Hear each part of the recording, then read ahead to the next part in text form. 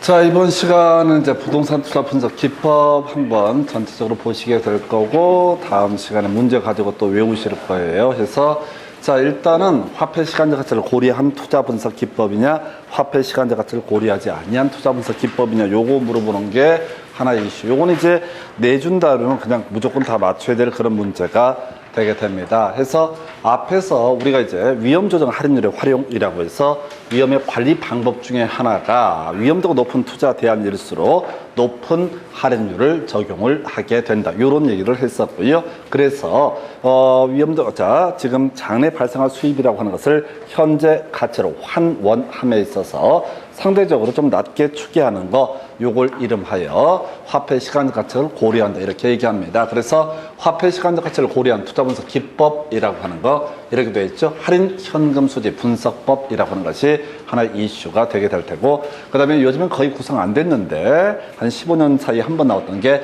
현가 회수 기간법 해서, 여기서는 이제 현가, 현재 가치라고 하는 개념이 나오는데, 원래 이런 식이죠. 현금 수지를 할인해서 분석하는 부동산 투자 분석 기법이라고 하는 거, 이걸 할인 현금 수지 분석법이라고 얘기를 합니다. 그래서 지금 장래 발생할 수입 1년 후 1억, 2년 후 2억 뭐 이런 금액을 지금 당장 1억과 2년 후에 2억이 지금 당장 2억과 다르기 때문에 현재 값으로 환원을 해서 할인을 해서 그 발생할 수익을 추계해 보는 것을 가리켜서 할인 현금 수지 분석법. 나중에 따로 공부해야 되지만 순현가법이라고 하는 것이 있습니다. 그래서 자 바로 유입 빼기 유출이라고 하는 거에서, 유입 들어올 거죠. 수입이란 지출을 수입이란 표현을 쓰기도 합니다. 그래서 앞으로 들어오게 될 돈을 현재 가치로 환원을 해서 그 합을 현금 유입의 현재 가치의 합이라고 부르게 될 테고, 그 다음에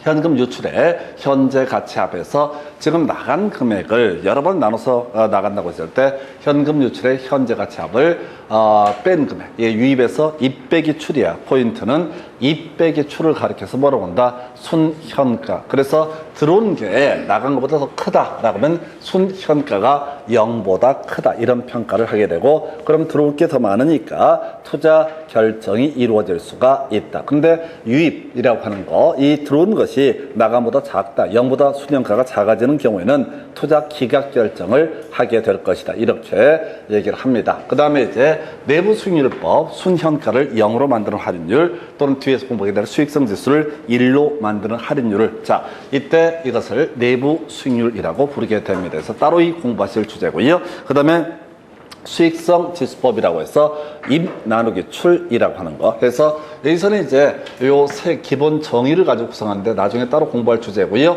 일단 지금 처음 준비하실 때는 입 빼기 출, 입 나누기 출이라고 하는 거, 요걸 가지고 끊임없이 구성을 합니다. 예를 들어서 자 수익성 지수를 틀리게 뽑으려면 현금 자 유출의 현재 가치 합 나누기 현금 유입의 현재 가치 합, 이런 식으로 장난을 치거나, 현금 유입의 현재 가치 합에 대한 현금 유출의 현재 가치 합의 비율, 이런 식으로 해서 틀렸죠. 무슨 얘기인 거니? 2분의 1을 읽는 방법이라고 하는 거, 1을 2로 나눈 값, 이렇게 표현을 하거나 2에 대한 1의 비율에서 2분의 1을 읽는 방법, 요걸 이제 요 장난들을 치게 되죠. 그래서 요렇게 해서 순현가법, 내부 수익률법, 수익성 지수법, 그냥 맛만 보는 거예요. 어차피 따로 공부해야 되고요. 입 빼기 출, 입 나누기 출이 바로 할인 현금 수지 분석법의 주요한 내용, 이렇게 갑니다. 그 다음에 현가 회수기간, 회수기간은 투자한 자본의 회수기간을 계산해내기 위한 그런 방법을 얘기하게 될 것이고요.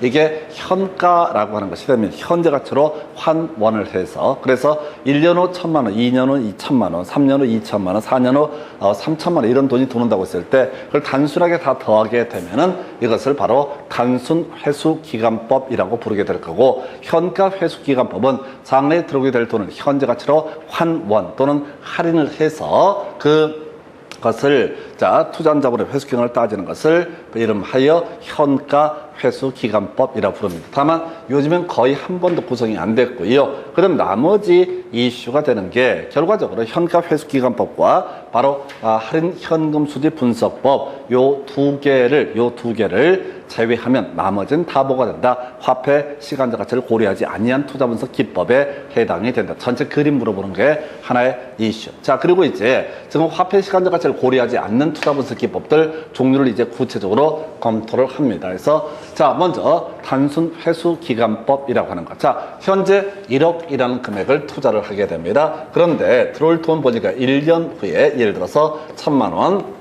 2년 후에 들어올 돈, 2년 차에 2천만 원, 3년 후에 들어올 돈이라고 하는 것이 3천만 원, 그 다음에 4년 후에 들어올 돈이, 자, 이러면 2천에서 3,600에서 4천만 원, 이런 식으로 5년 후에 들어올 돈이 만약에 2천만 원, 이런 식의 현금이 예상이 된다. 이게 투자한 A가 되게 될 테고, 자, 현재 1억을 투자하게 되는데, 투자한 B를 보면 2천만 원, 2천만 원, 2천만 원, 그리고 2천만 원, 그리고 여기 한 1억, 이런 식으로 된다고 했을 때, 지금 이제 투자한 A와 투자한 B를 가지고 회수 기간, 투자한 자본의 회수 기간을 계산해 봅니다. 그러면 투자한 A 같은 경우는 언제 지금 4년 차가 되면 어떻다? 1억을 다 회수할 수 있다. 이런 논리 구조가 되게 되는 거죠. 그래서 A라는 투자안이 있다고 치고, 근데 B라는 투자는 4년 해가지고는 자, 투자한 자본을 회수할 수 없다. 그래서 5년 차까지 가야지 투자한 자본을 회수할 수 있다.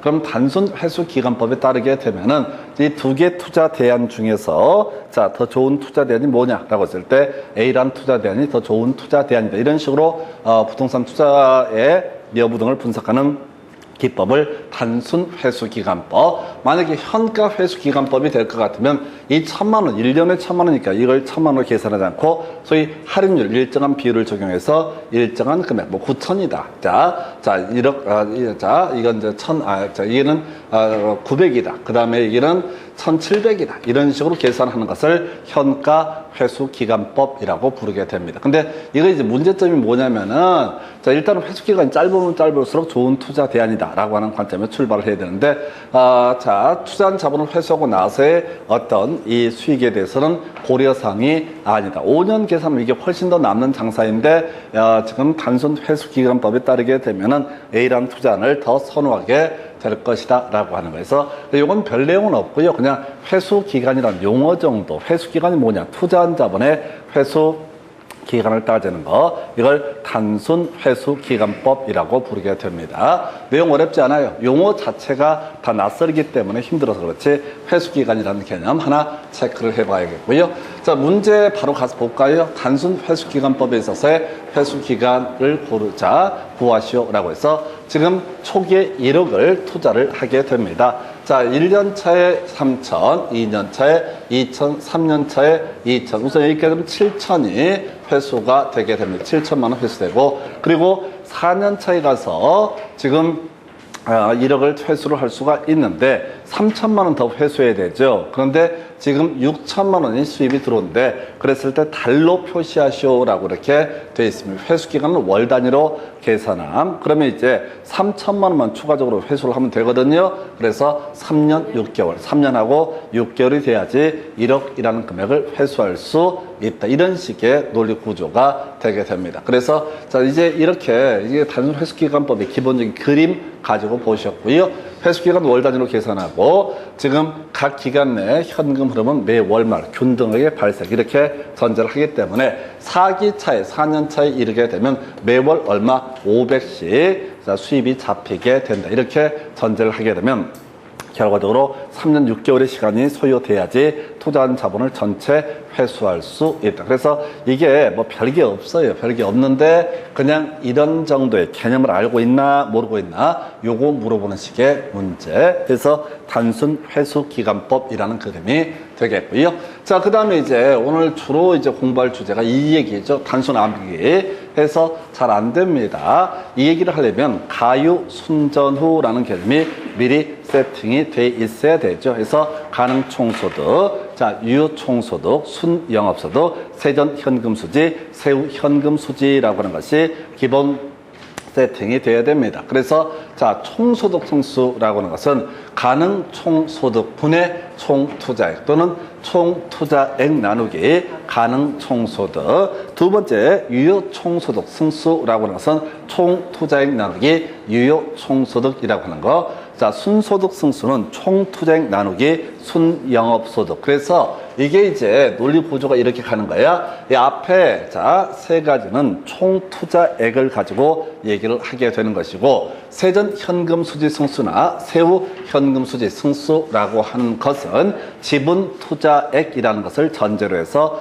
세전 현금 수지 또는 세후 현금 수지로 나누게 되면 세전 현금 수지 승수, 세후 현금 수지 승수라는 의미가 되게 됩니다. 앞에서 투자한 자본의 회수 기간을 했어요. 단순 회수 기간법에서는 회수 기간이라는 표현을 썼고요. 똑같은 말이 승수라는 개념이 있게 됩니다. 승수와 자, 회수 기간은 같은 말이야. 그래서 승수법이라고 하는 개념. 자, 이건 이제 변수가 여러 개가 있죠. 첫 번째, 지금 요 개념을 잡을 때 헷갈리면 안 되는 게, 지금 A라는 투자 대안이 있고 B라는 투자 대안이 있다고 하십시다. 그러면 A라는 투자 대안의 총소득 승수와 B라는 투자 대안의 총소득 승수를 비교해서 만약에 A라는 투자 대안의 총소득 승수가 더 작다, 그러면 투자한 자금의 회수기간이 더 짧다라는 의미이기 때문에 A라는 투자 대안을 투자의 대안으로 선택을 하게 될 것이다. 이런 논리 구조가 승수라는 개념이 됩니다. 근데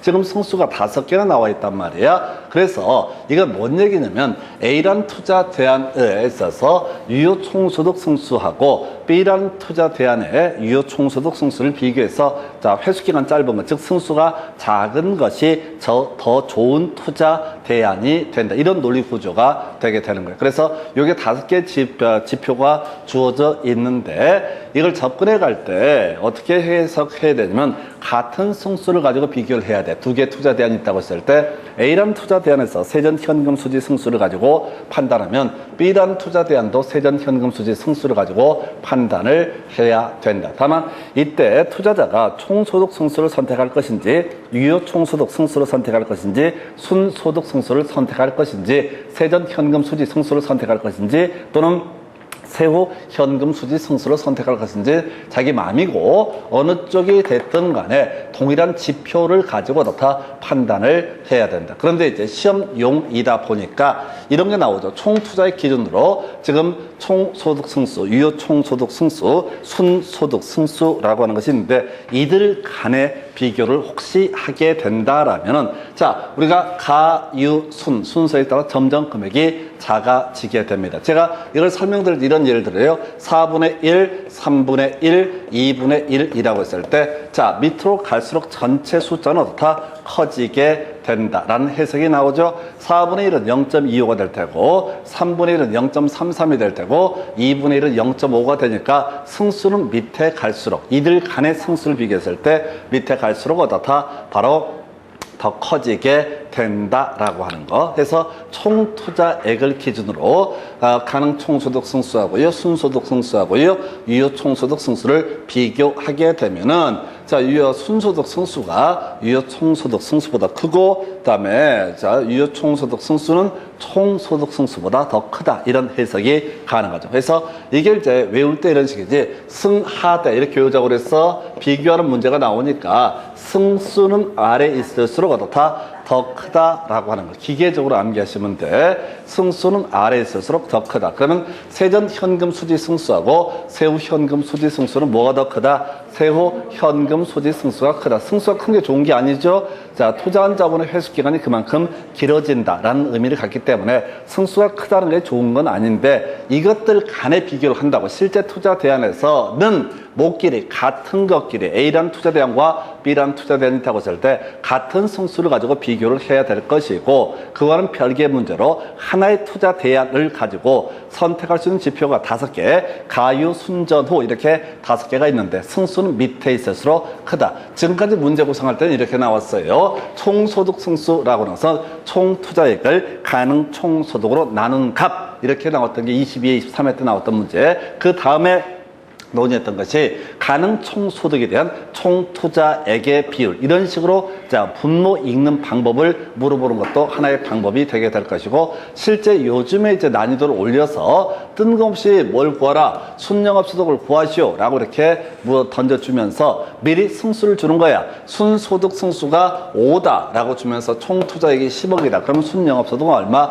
2억이라는 금액이 나와야지 5라는 값이 나온다. 해서 이렇게 공식을 가지고 순영업소득을 구하시오. 또 유효총소득을 구하시오. 이런 식으로 응용해서 나옵니다. 그래서 이게 되게 까다로워요. 그래서 과거에 나왔던 문제 다시 자 총투자액 나누기 가능총소득 이걸 뭐라고 합니다? 총소득 승수라고 부르게 된다. 총투자액 나누기 유효총소득 이걸 뭐라 부른다? 유효총소득 승수라고 부르게 된다. 총투자액 나누기 순영업소득 이걸 순소득 승수라고 부르게 된다. 지분투자액 나누기 세전현금수지 이걸 세전현금수지 승수라고 부르게 된다. 지분투자액 나누기 세후현금수지 이걸 세후현금수지 승수라고 부른다. 승하대라고 하는 마지막 문제가 승하대가 나왔어요. 이것들끼리 비교할 때 승수는 아래 있을수록 어떻다? 더 크다. 그러면 이제 미리 땡겨서 수고대라고 미리 외우고 들어가셔야 돼. 수익률은 위에 있을수록 더 크다라고 하는 거.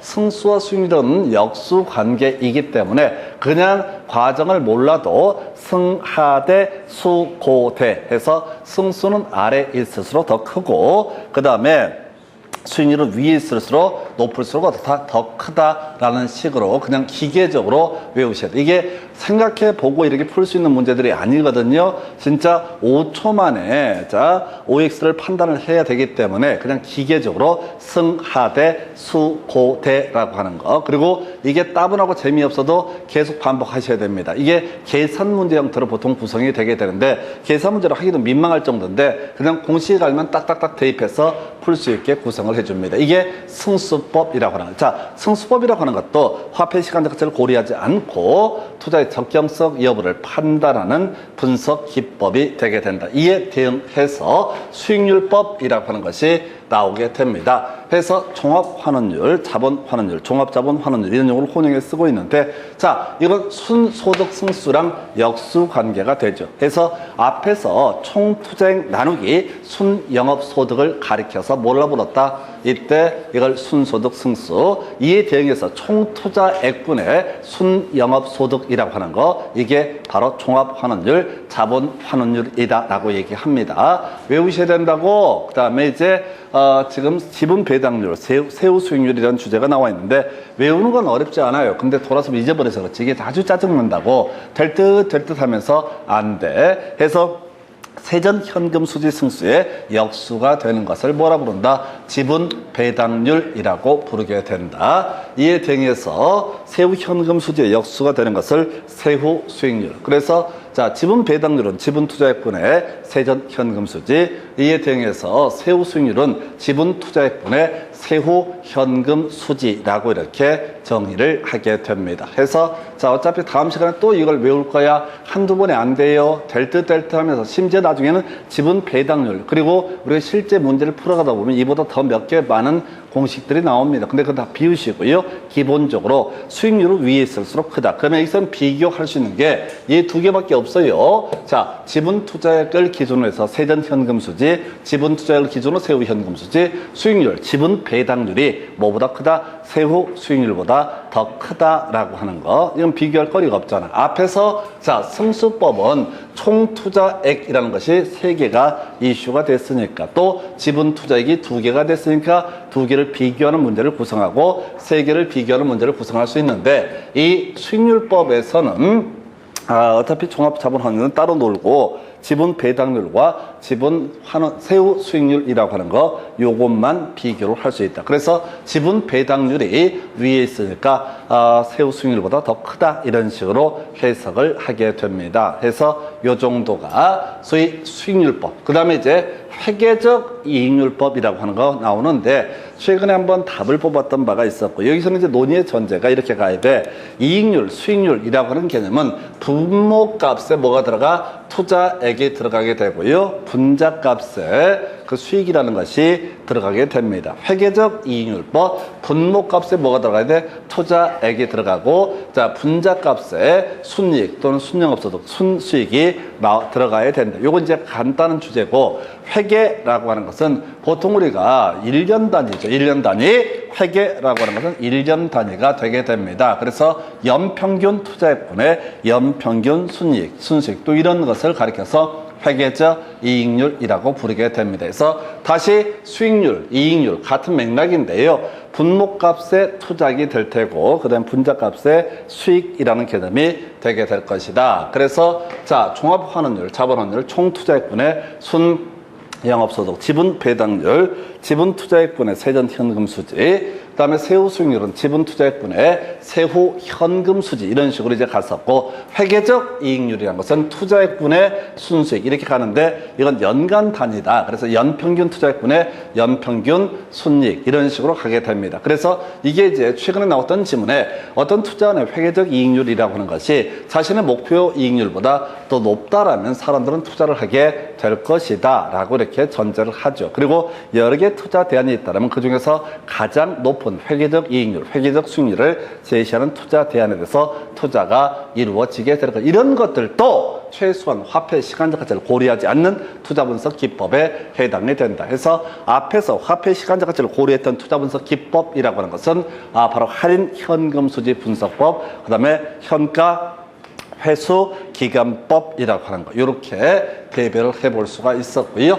그 다음에 이제 논의하게 될 것 중에 하나가 바로 자기자본 수익률에서 통계적으로 가장 많은 출제를 하는 것이 자기자본 수익률이라고 하는 거. 통계적으로 계산 문제로 단독으로 가장 많이 출제가 됐던 것. 지금까지 7년 동안 3번 나왔었죠. 근데 한 문제는 이상한 문제였었고 어찌됐든 그 전에도 전통적으로 계산 문제 전역으로 뽑고 있는 것이 자기자본 수익률이라고 하는 거. 자, 외우셔야 돼. 지분 투자액분의 순영업소득 마이너스 이자 지급분 거기다가 자본이득이라고 하는 거. 자, 공식 외우셔야 된다고 지분 투자액분의 아까 이런 거 썼잖아. 지분 배당률이라고 하는 것은 지분 투자액분의 세전 현금 수지. 그 다음에 또 하나 세후 수익률은 지분 투자액분의 세후 현금 수지. 이에 대응해서 지분 투자액분의 순영업소득 마이너스 이자 지급분 플러스 자본 이득이라고 하는 거 이것을 뭐라고 한다? 자기 자본 수익률. 어찌됐든 단독으로 계산 문제에 가장 많은 출제가 이루어지게 되는 것이 자기 자본 수익률. 거의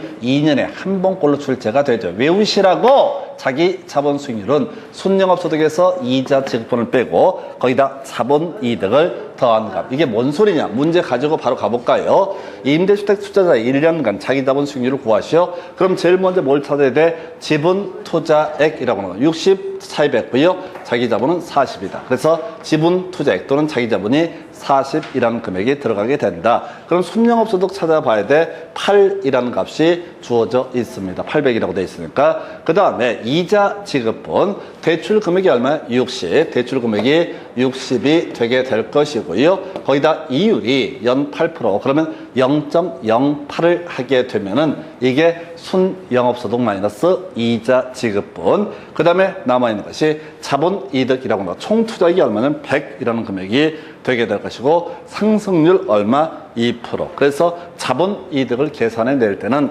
자기 자본, 자기 지분, 지분에 관한 곱하기 뭐 2% 이렇게 가는 것이 아니라 총투자액 곱하기 얼마? 상승률을 곱해주는 것이 자본 이득에 해당이 된다. 그래서 40이라는 금액을 60 대출을 받아서 자 이렇게 투자가 이루어졌을 때 순영업소득 800이었어요. 8이 다 들어갈 테고 60 대출을 받았으니까 곱하기 이자 0.08 거기다가 총 투자액 100만 원 곱하기 뒤에 한 100만 원 더 떼고 0.02 이게 이제 2% 상승이다. 그래서 0.13 이런 식의 구조인데 이거는 뭐 이거는 그 다음 문제고 일단은 우리가 다음 시간에 다시 이게 문제를 다시 외워야 되는데 자 다시 갑시다. 앞에서 자 지분 배당률이라고 하는 거 지분 투자액분의 뭐가 있었지? 세전 현금 수지 이에 비해서 세후 수익률은 지분 투자액분의 세후 현금 수지. 그리고 세 번째 자기자본 수익률이라고 하는 것은 지분 투자액분의 순영업소득 마이너스 이자 지급분 플러스 자본 이득. 어찌됐든 단독 계산 문제로 가장 많은 출제를 하는 것이 자기 자본 수익률이라는 개념이 되게 된다. 이렇게 봐야겠고요. 어차피 다음 시간에 또 할 거야. 외운 데까지 외우고 잊어버리실 것. 그 다음에 이제 비율 분석법이라고 해서 우리가 금융론 할 때 논했던 것 중에 하나가 대부 비율이라고 하는 것이 있었죠. 그래서 대부 비율, 부동산의 가격분의 대출액이라고 하는 것을 뭐라고 한다? 대부 비율이라고 얘기를 하게 됩니다. 그래서 우리가 이제 그 정부의 부동산 정책 중에 하나가 맨날 LTV 규제를 강화한다. 그럼 대부 비율을 낮춘다. 이런 얘기가 될 때고 대출 가능이 그만큼 줄어들게 된다. 이런 의미가 되게 됩니다. 자, 부채 비율 이게 시험에 나왔지. 부채 나누기 지분 또는 지분에 대한 부채 비율. 이걸 지난번 29회 때인가 부채에 대한 지분의 비율에서 틀리게 구성이 됐던 바가 있습니다. 틀렸어요? 자, 바로 부채 나누기 지분 또는 이걸 읽을 때 뭐라고요? 지분에 대한 부채 비율을 가리켜서 부채 비율이라 부른다. 그 외 자기 자본 비율은 총 자산분의 자기의 지분 또는 자기 자본이라고 해석을 합니다. 그래서 만약에 어떤 회사가 자기 자본이 100이라는 금액이 있고요. 타인의 자본 대출받은 게 100이다. 라고 하면 총 자산이라는 것은 200이라는 금액이 되게 될 테고 뒤에 문제가 좀 보겠지만 자본 총계라고 하는 것은 자기 자본을 얘기하게 된다. 그럼 이런 사안에서 부채 비율이라는 것은 부채가 100이고 지분이 100이니까 부채 비율은 얼마? 1이니까 100%라는 값이 나오게 될 테고 이런 사안에서 자기 자본 비율이라고 하는 것은 총 자산이 200이 되게 될 것이고 자기 자본이 100이니까 이때 자기 자본 비율은 얼마? 50% 이런 식의 계산 문제 이용으로도 구성이 되는데 실질적으로 답을 뽑고 말고의 쟁점은 이거 얼마나 똑바로 있는가 부채 나누기 지분이라고 하는 거 이걸 뭐라고 한다? 부채 비율 또는 이걸 문장으로 표현할 때 지분에 대한 부채 비율 다시 갑시다. 2분의 1을 읽는 방법 1을 2로 나눈 값이라고 하는 거 1을 2로 나눈 값 또는 2에 대한 1의 비율을 가리켜서 뭐라고 한다? 바로 지분. 자, 이걸 우리가 자기 자본 비율이라고 부르게 됩니다. 이게 겁나 양이 많아서 힘들어요. 근데 하신 만큼, 투자하신 만큼, 외우신 만큼 바로바로 현장에 써먹을 수 있는 게 이 공식 문제가 되게 됩니다. 계산 문제는 들어가지도 않아요. 그래서 공식 자체를 가지고 다 답을 구성을 하게 된다. 이렇게 봐야겠고요. 그 다음에 이제 부채 감당률.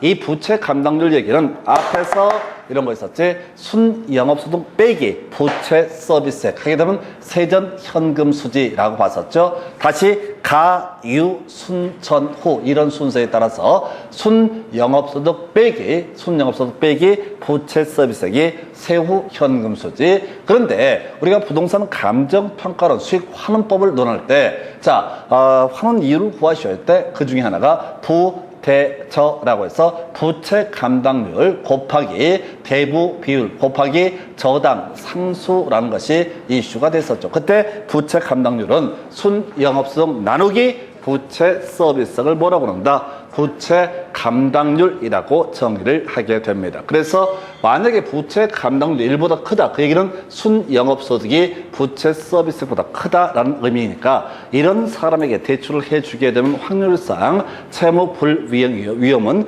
낮아지게 될 것이다. 이 사람이 버는 돈이 더 많기 때문에 이에 비해서 순영업소득보다 부채 서비스가 크다. 그럼 이거 굳이 분석하면 부채 감당률이 1보다 작다라는 의미가 될 테고 지금 빚에 쪼들리고 있으니까 이런 경우에는 순영업소득만으로 부채 서비스액을 상환할 수 없음을 의미하게 된다라고 해서 일단은 한 번에 안 돼요. 이런 공식들은 너무 몸이 건조하고 재미가 없기 때문에 몇 번이고 반복을 해야 됩니다. 그래서 부채 감당률이라고 하는 거 순영업소득 나누기 부채 서비스액이라고 하는 거 이렇게 그림을 잡아 봐야겠고요. 그리고 나서 검토 드릴 주제 지금 부채 감당률을 보셨고 하나 더 체크를 해볼게. 요거 하나 가봐야 할까요? 영업 경비 비율하고요. 채무 불이행률. 요즘에 이제 이슈가 간간이 되는데 일단 공통적인 기준점은 뭐가 된다? 유효 총소득이라고 돼 있죠.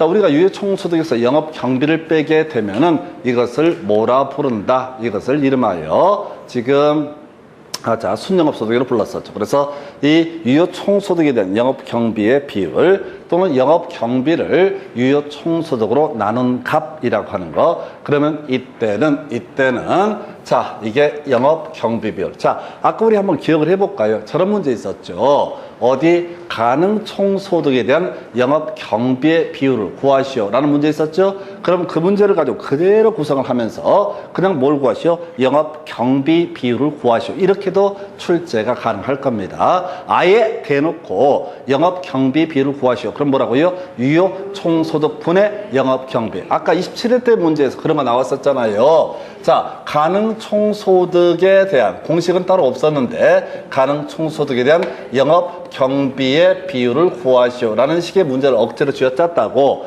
그러면 27회 때 나왔으면 지금 31회 때 똑같이 구성하면서 유효 총소득에 대한 영업경비의 비율을 구하시오 이렇게 물어볼 수도 있고, 아예 대놓고 그냥 영업경비 비율을 구하시오 라고 이렇게 던져놓을 수도 있을 거예요. 그 후로 계속해서 영업경비 비율이 중간중간에 지문에 구성이 됩니다. 하나만 더. 가유순전을 해서 유효 총소득에서 순영업소득 넘어갈 때 영업경비 뺐었죠. 순영업소득에서 세전현금 수준으로 넘어갈 때 뭘 뺐어? 부채 서비스액을 뺐었죠. 그래서 유효 총소득에 대한 영업경비와 부채 서비스액을 더해서 합한 요 비율을 가리켜서 뭐라고 부른다? 채무 불이익률이라고 부르게 된다. 그래서 지금 공통적인 이슈가 유효 총소득을 기준으로 처음 뺐던 게 영업경비, 두 번째 뺐던 게 부채 서비스. 그래서 자, 유효 총소득에 대한 영업경비, 이걸 줄여서 뭐라 부르고 영업경비 비율이라고 부르게 될 것이고, 유효 총소득에 대한 영업경비와 부채 서비스의 합의 비율이라고 하는 것, 이걸 뭐라고 한다? 채무 불이익률이라고 부르게 된다. 이렇게 정리를 하게 됩니다. 요게 기본 구조가 되게 되는 거예요. 그래서 요런 문제 지금 이미 지문에 구성이 되고요. 그럼 기존에 우리가 아까 계산 문제처럼 막 나왔던 거 있었잖아요. 그냥 그렇게 가는 거야. 자, 그럼 이제 다시 한번 정리해 볼까요? 유효 총소득분의 총투자액 하게 되면 그게 뭐가 되고 유효 총소득 승수가 되게 될 것이고, 유효 총소득분의 영업경비하면 그게 뭐가 되고 영업경비 비율이 되게 될 것이고, 유효 총소득분의 영업경비 플러스 부채 서비스액 이렇게 가면 그건 뭐가 된다?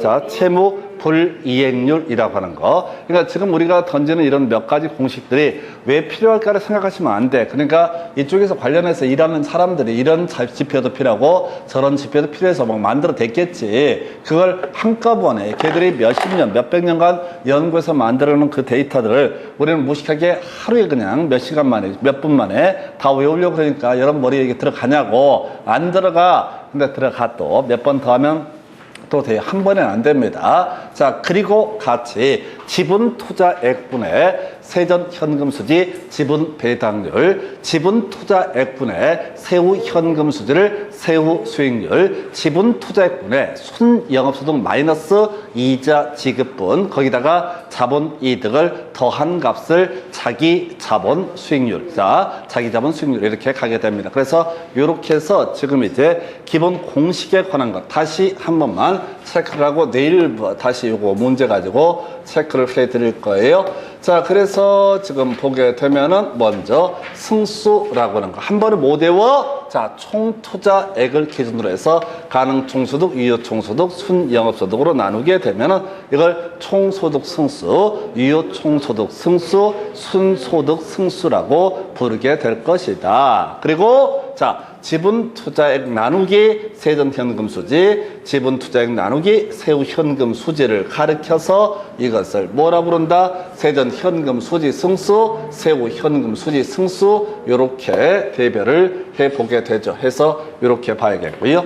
그리고 나서 지금 승하대 수고대 이렇게 가자고 그랬어요. 승수는 아래 있을수록 어떻다? 더 크다라고 했고, 수익률은 위에 있을수록 어떻다? 더 크다 이렇게 무식하게 외웠던 바가 있습니다. 그리고 여기서 이제 살을 좀 붙여서 기억을 해볼게. 아까 유효 총소득 기준으로 따져 물었던 게 몇 개가 있었죠. 유효 총소득분의 영업 경비는 뭐가 된다? 영업 경비 비율이라 불렀었죠. 유효 총소득분의 영업 경비 플러스 부채 서비스액 하게 되면 이걸 채무 불이행률이라고 논의가 됐던 바가 있습니다. 그래서 이렇게 논의를 해봤었고요. 승하대 수고도 있었고, 수익률법이라고 하는 거. 자, 종합환원율, 자본환율 제일 많이 나오죠. 자, 총투자액분의 순영업소득이라고 하는 거. 이게 종합환원율, 자본환원율이라는 개념이 되게 될 것이고, 자, 그 다음에 지분투자액분의 세전현금수지, 지분배당률, 지분투자액분의 세후현금수지, 바로 자 세후수익률이라고 하는 거. 여기서 살 붙였던 것이 지분투자액분의 순영업소득 마이너스 이자 지급분 플러스 자본이득을 자기 자본수익률이라고 정의를 했던 바가 있습니다. 그런 게 있었고요. 회계적 이익률법 큰 쟁점 안 될 테고요. 그 다음에 이제 자기 자본 수익률 겁나 출제 이슈가 된다고 그랬었고요. 그리고 나서 이제 자, 비율 분석법에서 부동산의 가격분의 대출액에서 요건 나중에 금융론 파트에서 공부할 때 이런 거 있었죠. 부저순 저소비 해서 대출 한도를 따질 때 저소비 연저당 상수분의 연소득 곱하기 총부채 다시 총부채 상환 비율 이게 저소비. 상업용 부동산의 자 순영업소득 기준 대출 한도를 따질 때는 부채 감당률 곱하기 저당 상수분의 순영업소득이라고 하는 거. 요런 것이 부저순 이런 것들 나왔었고요. 자, 부채 비율 최근 29회 때 나왔었죠. 부채 나누기 지분, 지분분의 부채라고 하는 거. 자기 자본 비율은 총 자산분의 자기 자본. 그다음에 부채 감당률은 순영업소득 나누기 부채 서비스액이라고 합니다. 그래서 요 정도까지. 그 다음에 아까 영업경비 비율하고요. 자, 그다음에 총부채 상환 비율, 다시. 자, 채무 불이행률이라고 하는 개념까지 보셨고, 이거 한번 연습해 보시고, 다음 시간에 다시 외우고, 또 이제 문제도 풀면서 같이 또 그것도 외우는 과정으로 보시면 되겠습니다. 자, 오늘 여기까지 가겠습니다. 수고했습니다.